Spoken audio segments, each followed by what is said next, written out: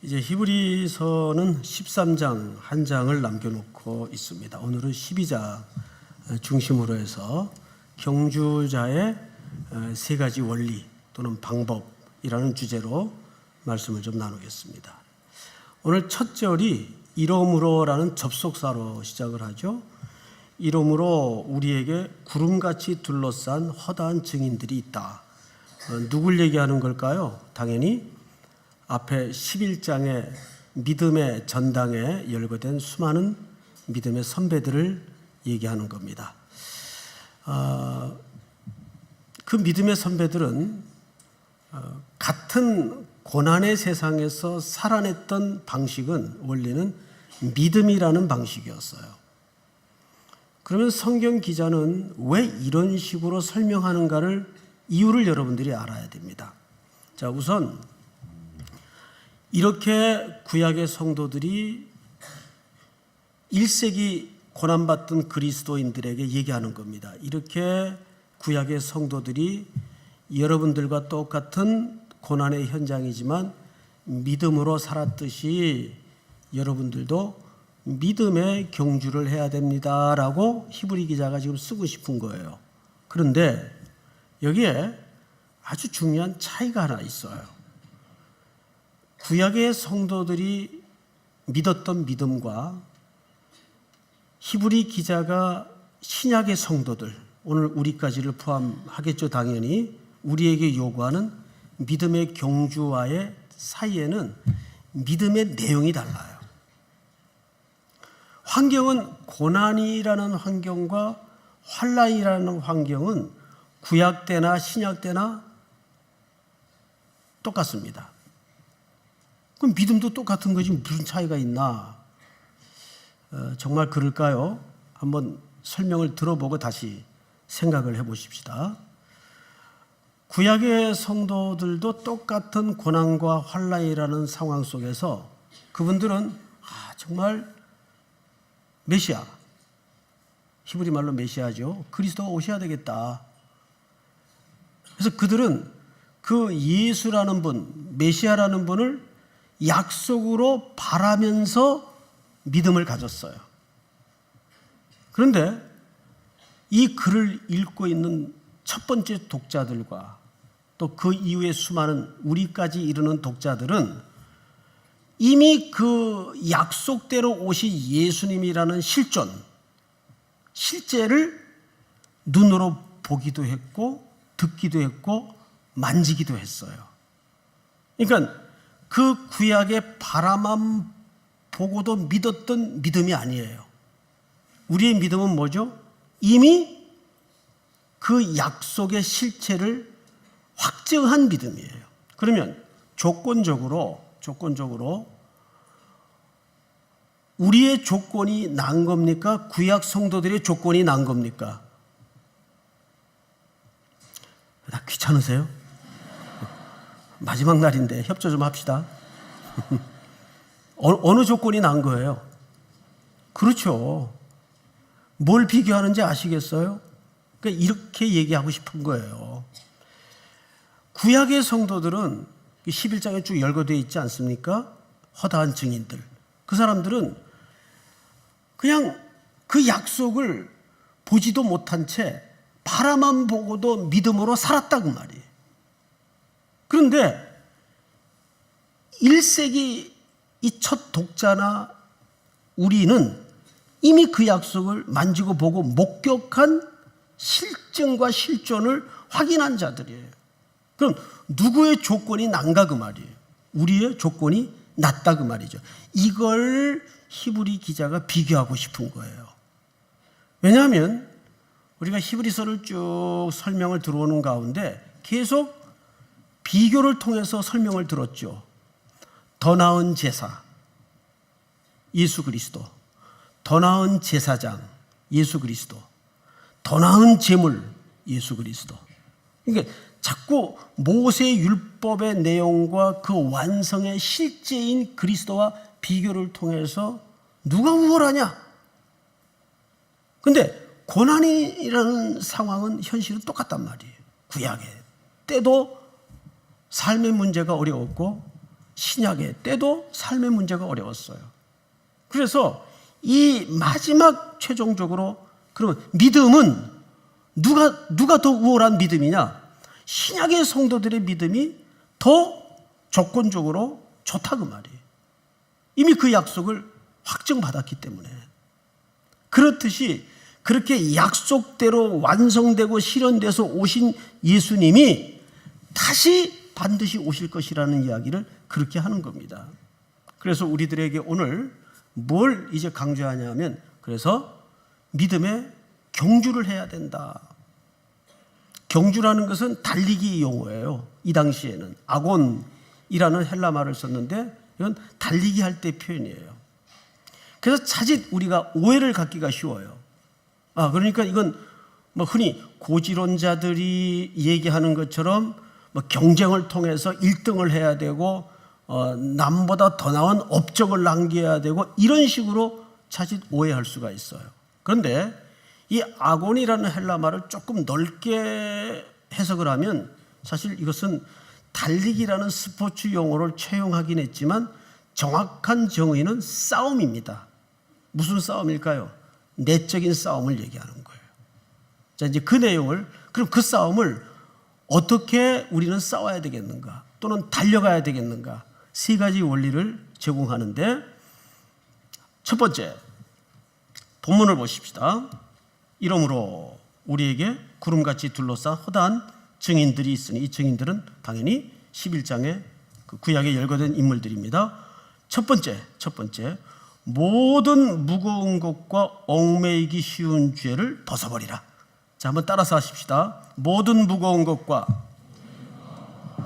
얽매이기 쉬운 죄를 벗어버리라. 이것은 경주 자체는 아니에요. 경주를 위해서 하나의 예비 동작 같은 소극적 명령이죠. 얽매이기 쉬운 것, 무거운 짐, 이게 뭘까요? 여러분, 지금 의자에 이렇게 편안히 앉아 계시죠? 지금은 여러분들이 옷의 무게라든지 지니고 있는 어떤 물건의 무게를 당연히 못 느낍니다. 왜? 편안한 의자에 지금 앉아 계시니까. 그런데 신앙의 경주라는 것은 우리를 편안한 꽃침대로 부르신 게 아니에요. 만약에 이런 상황에 여러분들이 그렇게 앉아 계시다가 갑자기 대피해야 될 어떤 비상한 사태가 발생했다든지 누구가 갑자기 맹공격을 해서 내가 대피를 하거나 맞서 싸워야 될 일이 생길 때는 지금 입고 있는 복장이나 들고 있는 무거운 것들이 뭘로 작용이 됩니까? 걸리적거리죠. 짐이 되죠. 일단 그렇게 돌발적으로 어떤 싸움이 벌어지고 경주가 시작이 될 때는 이게 걸리적거리거나 또는 자기한테 경주에 방해가 된단 말이에요. 그러니까 여기서 말하는 것은 모든이라는 말은 어떤 특정한 걸 얘기하는 게 아니라 이 경주하는데 걸리적거리는 것이나 나를 연약함에 빠지게 만드는 어떤 죄들, 상황을 얘기하는 겁니다. 그게 뭐냐 이 말이에요. 여러분들한테 한번 질문으로 이 문제를 좀 들어가 보죠. 이렇게 한 해를 매듭 지을 때마다 양자 중에 어떤 생각이 드는가 혼자 한번 생각을 해보세요. 올해도 참 보람스러웠다. 참 최고의 해였다. 참 감사하다. 참 떳떳했다. 물론 이런 분들도 계실 거예요. 그런데 또 한켠에는 이런 분들도 있을 거란 말이에요. 또 후회스럽다. 조금 더 열심히 살 걸. 조금 더 게으르지 말 걸. 부지런히 떨 걸. 그때 그걸 했어야 되는데 후회 막급한 한 해 끝에 늘 떠밀릴 때가 있어요. 여러분들은 이 양자 중에 전자가 많아요? 후자가 많아요? 물어보나 많아죠. 저를 포함해서 후자 쪽에 느낌으로 한 해를 맞을 때가 훨씬 많을 겁니다. 자, 그러면 조금 더 들어가서 그런 후회들이 사실 우리 안에 뭘로 작용을 하나요? 그 어릴 적에 읽었던 이솝 우화 속에 여우와 포도라는 글이 있어요. 다들 아실 겁니다. 여우가 지나가다가 포도가 이렇게 높이 달려 있어요. 참 먹고 싶은데 현실은 안 되는 거예요. 그러니까 여우가 슬며시 돌아서면서 남긴 유명한 말이 있죠. 저건 어차피 쉬어서 먹지도 못할 건데 뭘 하면서 쉬지도 않는 포도를 비난을 하고 돌아서요. 이게 뭐죠? 내 안에 합리화예요.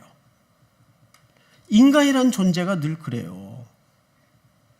이런 거는 특별히 이 신앙과 종교 문제와 맞물릴 때는 상당한 상승작용을 합니다. 괴물의 방향으로. 이게 교회 안에도 내 개인적인 신앙생활 속에도 참 깊게 녹아져 있습니다.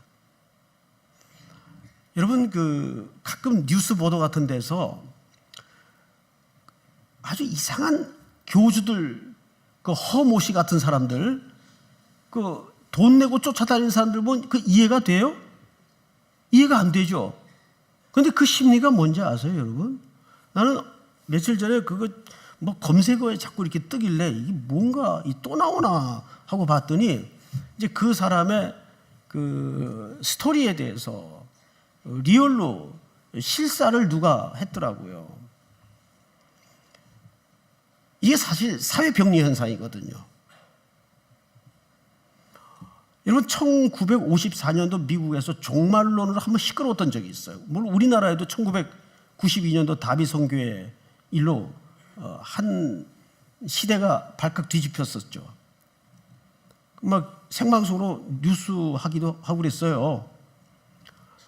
근데 그런 종말론에 잘못 빠질 때 나타나는 양극화 현상이 있습니다, 여러분. 이건 건강하다고 자부하는 일반 교회 안에도 이런 현상이 있어요. 뭐냐 하면 미국에서 있던 일은 직장, 가족 다 떠나고 어느 한 장소에 모였어요. 우리나라처럼. 그래서 이제 지구의 종말이 올 건데 종말이 시작되는 순간 UFO, 미확인 비행 물체가 와서 우리만 구원해 갈 것이다. 해서 모인 거예요. 결론은 종말도 안 왔고 당연히 비행 접시도 안 왔어요.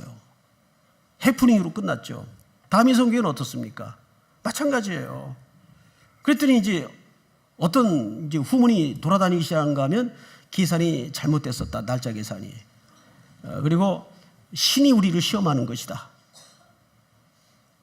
이제 이런 식으로 양극화 현상이 나타나기 시작했어요. 첫째는 우리가 속았다.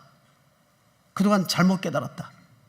그래서 참여하고 반성하고 그 집단과 그 교주를 떠나버리는 현상이 나타나요.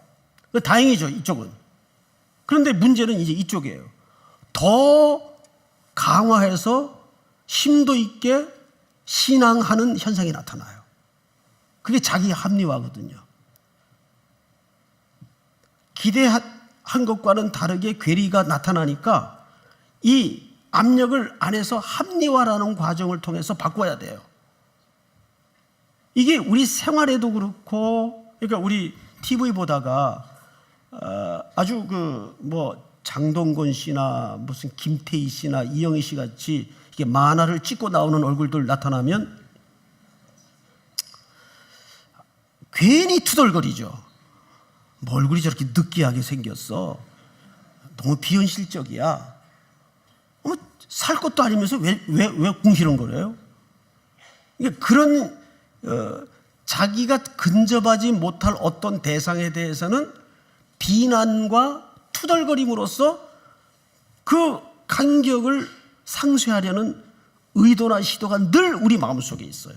이게 종교 안에 맞물릴 때 괴물이 됩니다. 그래서 그런 엉뚱한 사람들을 쫓아다니는 거예요. 그래서 인간은요, 결국 합리적인 존재가 아니라 합리화하는 존재입니다. 인간은 합리적인 존재가 아니에요. 특별히 인간은 이성적인 존재도 아니에요. 감정에 지배되는 존재지. 여러분, 이게 늘 한 해 끝에 좌절과 실패를 맞닥뜨린 민낯이 부끄러우니까 우리 속에 일어나는 자기 합리화, 연약한 모습. 그때 연약해서 실수를 해서. 아니요. 실수, 연약함, 이런 말 있죠. 자루 속의 송곳은 언젠가는 삐져나와요. 아니 땡 굴뚝에 연기 안 나요. 그래서 그 목회 선배들이 하는 얘기 중에 유명한 말이 있어요. 빈 총도 맞지 마라. 빈 총도 맞지 마라. 그 말은 원인 없는 태도가 나오지 않는다, 그 얘기예요. 사실을 뒤집어 얘기하면. 자, 우리는 새해를 이제 몇 시간 앞두고 꼼꼼하게 냉정하게 말씀이라는 거울 앞에 자신을 밀어놓고 내가 한 걸음 진보하지 못하고 한 걸음 깊게 성숙으로 나아가지 못하는 무거운 것, 그리고 그것을 방해하는 얽매이기 쉬운 죄, 이건 뭔가? 내가 신앙의 경주자인데 하나님이 나를 소명하여 택해서 부르셨을 때에는 당연히 이 세상에 취해서 살라고 부르는 게 아니고 편안한 꽃침대로 우리를 부르신 것도 아닐 텐데 그것을 방해하는 내 삶의 언저리는 뭘까? 이것을 이 시간 정직한 마음으로 자기 내면을 물어야 돼요. 그 두 번째 원리가 뭐냐면 본문을 보십시다. 죄를 벗어버리고 인내로서 우리 앞에 당한 경주를 경주하며. 자, 여러분, 여기에서 경주가 본론이 아닙니다. 이 두 번째 원리에서 진짜 본론은 인내.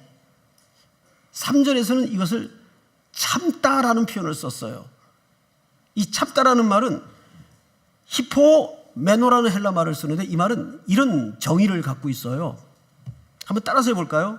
끝까지 자리를 지키고 남아있는 태도,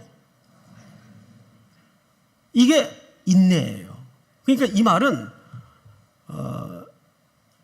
사도 바울도 빌립보서나 여타 자기 서신에서 자주 썼던 표현 중에 하나가 로마 병영 군대에서 사용하던 단어를 채택해 쓴 경우가 있어요. 그게 뭐냐면 너희는 굳게 서서 그랬어요. 굳게 서서. 그 말은 그냥 이렇게 맹하니 스탠딩, 서 있다, 이런 개념이 아니에요. 마치 그 로마 군인들이 전쟁을 할 때 진을 치고 항상 세 개의 열의 진을 쳐요. 맨 앞줄, 중간줄, 세 번째 줄. 그러니까 앞에 진이 무너지면 다 밀리는 거예요. 그래서 여기 참다라는 말은, 인내라는 말은 끝까지 그 자리를 지키고 남아있는 태도를 얘기하는데 버티는 걸 얘기해요. 어느 원로 목사님은 신앙이라는 걸 또 다른 표현으로 버티는 것이다, 견뎌내는 것이다. 우리가 던져진 이 세상의 구조는 마치 그 바다의 파도 같아요. 여러분, 바닷가에 가서 혹시 파도를 물끄러미 오랜 시간 구경한 적 있나요? 저는 한번 그 몸에 병이 생겼을 때 오래전에 좀 휴가를 얻어가지고 여수 바다에 가서, 그 여수 바다가 참 아름답잖아요. 바위에 앉아가지고 그 끝없이 펼쳐진 남해 바다를 봤어요. 두 가지 현상이 나타나더군요. 첫째는 수없이 파도가 밀려와서 때리는데 한 번도 같은 파도가 없어요. 다 달라요. 마치 그 세상살이 같아요. 파도가 다 달라요.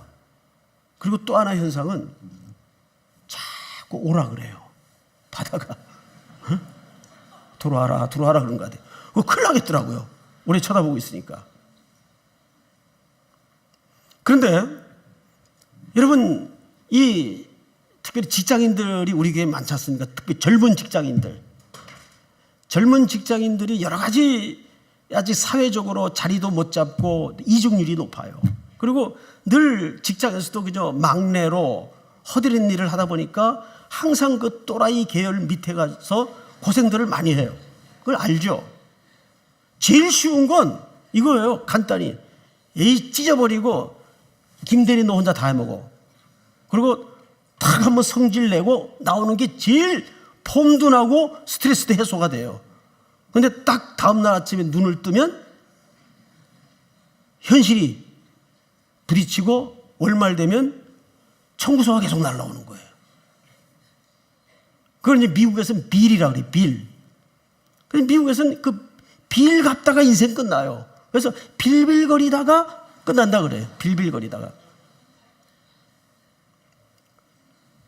이건 쉬워요. 찍고 에이씨 집어던지고 나오는 거 그냥 진짜 그 꼴보기 싫은 상사 얼굴에다 너 다 해먹어. 그러면 나오면 옆에서 잘했어. 속지 마세요. 토끼 같은 자식이 눈앞에 돌아서만 있고 자기만 바라보는 아내가 옆에 있어요. 그리고 쉽지 않아요. 진짜 어려운 것은 삶으로서의 순교입니다. 하나님이 서 있으라는 그 자리에 버티고 서 있는 거예요. 끝까지 자리를 지키고 남아있는 것. 이 태도를 얘기합니다. 자, 이런 설교를 듣다 보면 마음에 밀려오는 감정선이 하나 있어요. 답답하다. 신앙이라는 게 이렇게 그냥 기다리고 견디고 버텨야 되는 싸움이란 말인가? 안 믿을 걸. 이럴 줄 알았다면. 그렇게만이라면 우리가 이 길을 걸을 수 있겠어요? 자, 그런데 세 번째 원리에 한번 들어가 보십시다. 2절을 보시면 믿음의 주요 또 온전케 하시는 이 예수를 바라보자. 그 다음 다 같이 시작. 그는 그 앞에 있는 기쁨을 위하여 십자가를 참으사 부끄러움을 개의치 아니하시더니 하나님 보좌 우편에 앉으셨느니라. 아멘. 자, 저를 보세요. 여기 믿음의 주요, 이 주요라는 말은 아르케고스라는 표현을 했어요. 이 주요라는 말은 마스터 또는 로드 이 개념이 아니에요. 이 아르케고스라는 헬라 말은 정확하게 믿음의 창시자요라는 뜻이에요. 믿음의 창시자요. 믿음을 시작하신 분이요 그 뜻이에요. 그리고 온전케 하시는 이인 예수. 온전케 하다라는 말이 무슨 뜻이에요? 그것을 완성하시는 분. 그러면 이 믿음의 시작도 완성도 누구 손에 있다는 얘기입니까? 예수. 그런데 이 예수를 우리의 목적지로 꼬린 지점으로 제시했어요. 그러니까 여기서 히브리 기자가 설명하고자 하는 이 경주의 목적은 인격이에요. 예수라는 인격이에요. 그걸 목적으로 제시했더라고요. 그러니까 우리의 이해하는 개념과 다르죠. 무슨 업적을 만들어내거나 누군가의 비교를 통해서 이겨내거나 그런 싸움이 아니에요. 예수라는 인격 자체가 여기 목적지로 제시됐단 말이에요. 근데 그분은 어떤 분인가? 믿음의 시작 지점이고 믿음의 완성 지점이에요. 그러면 이 믿음이라는 말이 앞에 11장의 전부 주제예요. 믿음으로 아브라함은, 믿음으로 모세는, 믿음으로 라합은, 믿음으로 삼손은. 그러면 우리가 여러 인물을 말할 것 없고 대표적으로 두 분만 간단하게 한번 기억을 떠올려 보십시다. 아브라함 이방인이었어요. 우상 섬기던 집안의 사람이었어요. 그러던 어느 날 하나님께서 스데반의 설교에 의하면 영광의 하나님이 그에게 나타나서 그를 택하여 불러내셨습니다. 불러냄을 입었어요. 그래서 강을 건너 가나안 땅으로 들어옵니다. 그래서 히브리우라는 말이 강을 건너온 사람이라는 뜻입니다. 강이라는 건 당시에 이쪽 세계와 저쪽 세계를 가늠하는 사고의 분기점이에요. 그때부터 가나안 땅에 들어와서 천신만고 끝에 아브라함을 설득해서 하나님이 가나안의 삶을 영위시키는데, 아브라함이 토해낸 역사의 흔적마다 죄, 실수, 연약함, 넘어짐 밖에 없어요. 아내 속이고, 아내 팔아먹고, 거짓말하고, 기다리지 못하고, 불신하고, 그러던 아브라함이 어느 날 저 생애의 끝 22장쯤 가니까 생명 같은 아들일지라도 하나님 앞에 내어드리는 인증을 받게 됩니다. 그 자리까지 누가 설득해 가신 겁니까? 하나님이세요. 아브라함의 믿음의 조상이라고 한다고요? 믿음이 좋아서 믿음의 조상이 아니라 믿음이 얼마나 하나님의 설득이요, 하나님의 작품인가를 가장 잘 설명할 수 있는 인물이기 때문에 믿음의 조상이에요. 믿음의 실체가 무언가를 아브라함의 인생만큼 잘 설득할 수 있는 인물이 없기 때문에 믿음의 주요 아르케고스, 즉 믿음의 시작한 사람이요 창시자요, 그 뜻이에요. 모세 40 나이에 문무를 겸비했어요. 뭔가를 할 수 있을 것 같아서 칼을 뽑아들어 사람을 죽였죠. 하나님의 방법은 그게 아니었어요. 그를 40년 동안 진공 상태와 같은 사막에다가 초계와 같이 바람에 떠돌아다니도록 던져놓습니다. 떠도는 뭉게구름, 끝없이 펼쳐진 텅 빈 죽음 같은 땅, 대화할 상대조차가 없었어요. 소떼 양떼를 몰면서 나중에는 모국어도 더듬거리게 되죠. 나는 입이 둔한이라는 말은 그가 말에 재주가 없다는 말이 아니라 이제는 모국어도 잊어버릴 정도인 내가 뭔 일을 하겠는가. 80 나이에 하나님이 가시떨기 불꽃 가운데에서 그를 불러내십니다. 불은 붙었는데 나무가 타지 않아요. 무슨 뜻입니까? 너를 쓰지만 네가 재료는 아니다, 그 말이에요. 그 사인을 보여주시잖아요. 80 먹은 모세에게 애굽으로 내려가라, 네 백성을 구원해라 하니까 모세가 됐습니다, 이제 와서 새삼. 뭘 어떻게 하겠다고요? 저는 이제 모국어도 잊어버렸는데. 모세의 모국어는 이집트 말입니다. 그런데 하나님이 모세의 손에 뭘 들려주시죠? 막대기, 마른 막대기. 그것은 굉장히 중요한 상징입니다. 그 마른 막대기가 내 손에 들렸을 때 너에게 쓰임을 받듯이 너도 마른 막대기 같은 존재지만, 그래서 내가 너와 함께 내려가겠다, 임마누엘로 약속해 주십니다. 구원의 대 역사를 열지 않습니까? 여러분, 모세가 한 일입니까? 아니에요.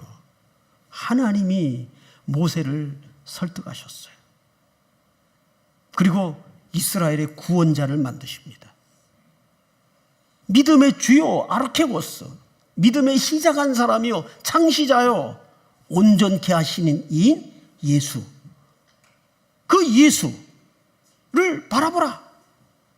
여기서 바라보라는 말도 그냥 이렇게 쳐다보다 그 말이 아니에요. 원래 그 영어 성경에 보면 fix on이라고 돼 있어요. 거기다 고정시켜라 내 삶을. 자, 그런데 이 설명이 더더욱 난해한 지점에 이제 드디어 본론으로 이르렀습니다. 그 뒤에 보면 여러분들이 읽으신 본문인데, 그는 그 앞에 있는 기쁨을 위하여 십자가를 참으사 부끄러움을 개의치 아니하시더니. 앞을 보세요. 우리 십자가 얘기만 나오면 고통, 고난에 초점이 맞추어집니다. 그 의미가 전혀 없는 건 아니겠어요.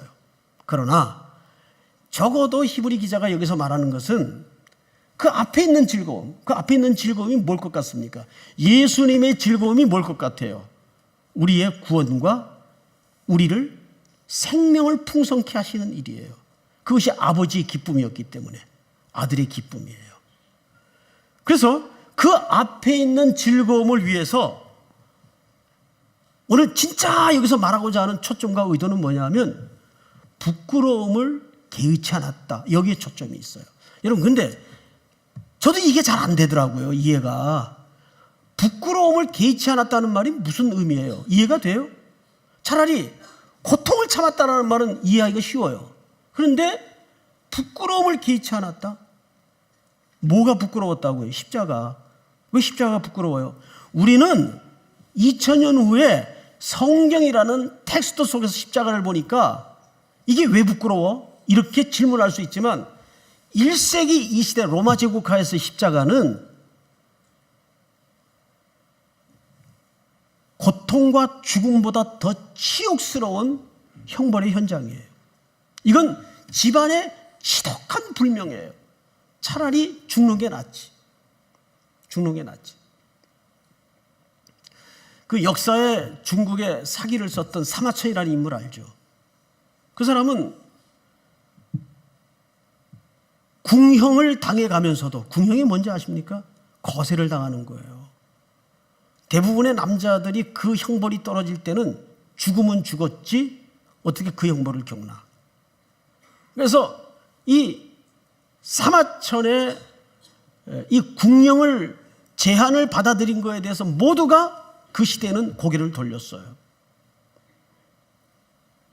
그런데 그는 왜 그 치욕스러운 궁형을 기꺼이 채택했을까요? 그는 나중에 사마천의 그 사기라는 유명한 저서 앞에 자기가 그 궁형의 치욕을 기꺼이 감수했던 것은 후대에 이 바른 역사를 내가 기록하기 위해서다. 그 사람의 속까지는 모르겠어요. 그런데 이 십자가라는 것은 로마 제국하에 가장 치욕스러운 부끄러운 수치의 형벌의 현장이에요. 근데 그 부끄러움을 개의치 않았다. 이게 무슨 뜻일 것 같습니까? 이게 여러분 설득과 설명에 이해가 될까 모르겠습니다만은 오래전에 어느 목사님 설교를 듣다가 예화를 하나 들었어요. 예화. 근데 그 예화가 만들어낸 예화가 아니라 그 목사님 주변에서 겪었던 일을 목사님이 들은 거예요. 무슨 예화인가 하면 우리 대한민국 어머니들의 그 자녀들에 대한 맹목적인 사랑, 특별히 그 중에서도 그 대학 입학에 대한 그 열망은 무시무시하잖아요. 이제 어느 사장님 댁에 이제 가정부가 들어온 겁니다. 그럼 사장님의 아내는 당연히 사모님이겠죠. 이 가정부와 사모님이 이제 사이가 괜찮았대요. 그리고 이 가정부는 독실한 크리스찬이었어요. 근데 이 가정부의 그 요즘 옛날 그 식모나 가정부는 요즘 그 파출부 개념하고는 좀 다릅니다. 이 가정부의 아들이 인서울의 Y대학에 들어간 겁니다. 좋은 대학이죠? Y대학이 많아요, 또. 네. 너무 한 대학만 몰두하지 마세요. 좋은 대학이죠. 그런데 늘 그 가정부를 이 사모님이 부러워하면서 입버릇처럼 했던 말이 있대. 입버릇처럼. 우리 아들이, 이 집에도 아들이 하나 있었는데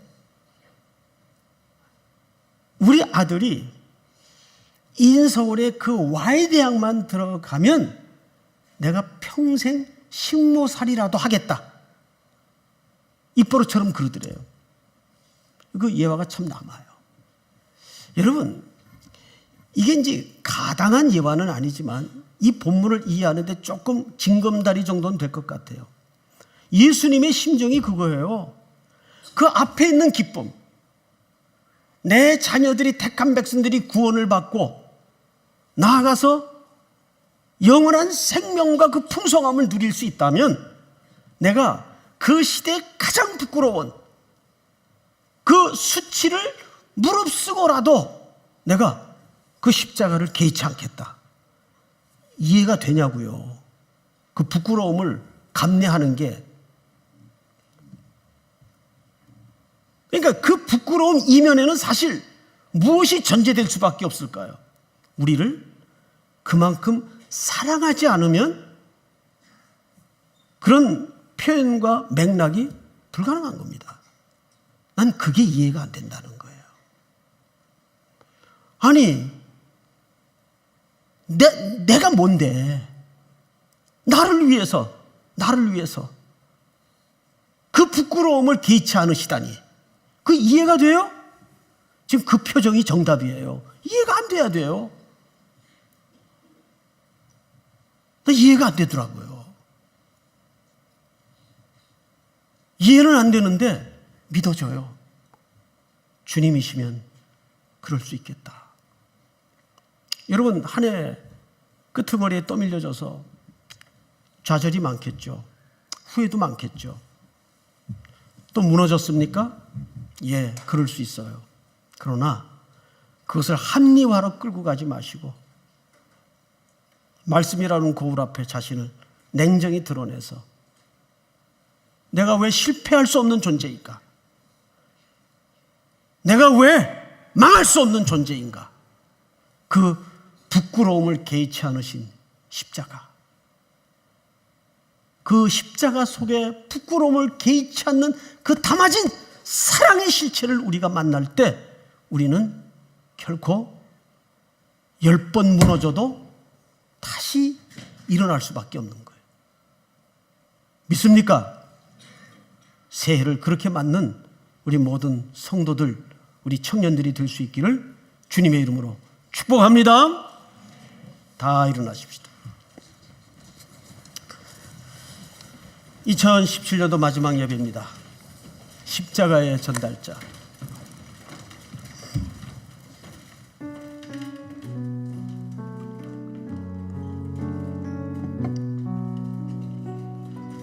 난 지극히 작은 자 죄인 중에 계신 무익한 날 부르셔서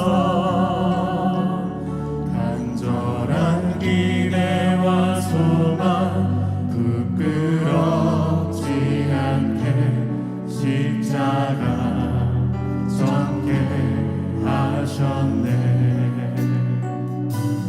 어디든지 가리라 주 위에 서라면 나는 전하리 그 십자가 내 몸에 맨 십자가 그 보혈의 향기 온 세상 채울 때까지 살아도 주를 위해 주를 위해 죽어도 주를 위해 살아주리라. 난 주의 것 십자가의 능력 십자가의 소망 내 안에 주가 사시는 것.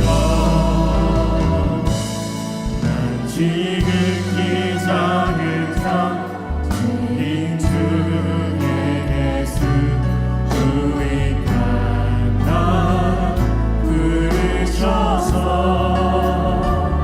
간절한 기대와 소망 부끄럽지 않게 십자가 전개 하셨네. 내 사랑 나의 십자가, 내 사랑 나의 내 사랑 나의 십자가. 내 사랑 나의 십자가. 우리 다 고요히 머리 숙여 마지막 기도를 하나님께 올리겠습니다. 오늘 마지막 예배를 통해서 주신 말씀을 세 가지 원리로 기억했으면 합니다. 모든 무거운 것과 얽매이기 쉬운 죄를 벗어버리십시다. 인내로서 우리 앞에 당한 경주를 경주합시다. 끝까지 자리를 지키고 남아 버티는 경주를 하십시다. 거대한 세속의 쓰나미 앞에 무너지는 성도가 되지 맙시다. 그러기 위해서는 우리는 그 십자가의 사랑, 의미를 알아야 됩니다. 믿음의 주요, 또 온전케 하시는 이인 예수를 바라보자 그 앞에 있는 기쁨을 위해서 부끄러움을 기꺼이 개의치 않으셨습니다. 그 사랑의 실체가 참 신비롭기만 합니다. 우리가 뭔데? 이 시간 다 같이 한번 소리내어 통성으로 2017년도 마무리를 간절한 기도로 올리겠습니다. 다 같이 기도하겠습니다. 사랑하시는 아버지 하나님, 은혜를 감사합니다. 오늘도 나에게 귀한 시간을 주셔서